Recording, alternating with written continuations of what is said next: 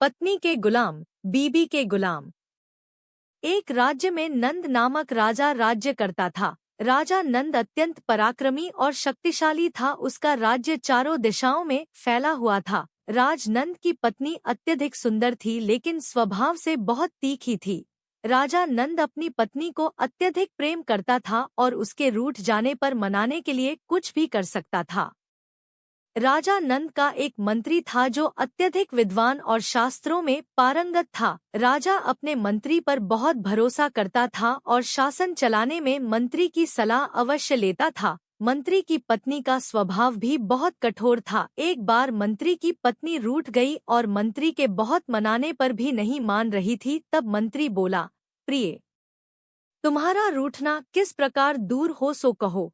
तुम जो कहोगी मैं वही कार्य करूंगा जिससे तुम प्रसन्न हो जाओ। मंत्री की पत्नी बोली, मैं तभी मानूंगी जब तुम अपने बाल मुंडवा लो और मेरे पैरों में गिरकर मुझे मनाओ। मंत्री ने वैसा ही किया जैसा उसकी पत्नी बोली थी। मंत्री के ऐसा करने से वह खुश हो गई। उसी दिन राजा की पत्नी भी रूठ गई और राजा के मनाने पर भी नहीं मानी। अंत में राजा ने कहा, प्रिय, तुम्हारा रूठना मेरी मृत्यु के समान है। तुम ही बतलाओ मैं तुम्हें कैसे मनाऊं।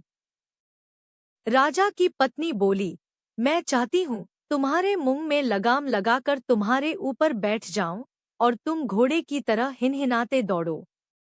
राजा ने रानी की इच्छा पूरी की और खुद घोड़ा बन गया। यह बात धीरे धीरे मंत्रिमंडल तक भी पहुंच गई। दूसरे दिन राज दरबार लगा था। राजा ने मंत्री को देखकर पूछा, मंत्री जी, आपने किस कारण से अपना सिर मुंडवाया है। मंत्री ने जवाब दिया, महाराज, मैंने उसी कारण से सिर मुंडवाया है जिस कारण से पुरुष अपने मुंह में लगाम डालकर घोड़े की तरह हिनहिनाते हुए दौड़ लगाते हैं। यह बात सुनकर राजा बहुत लज्जित हुआ।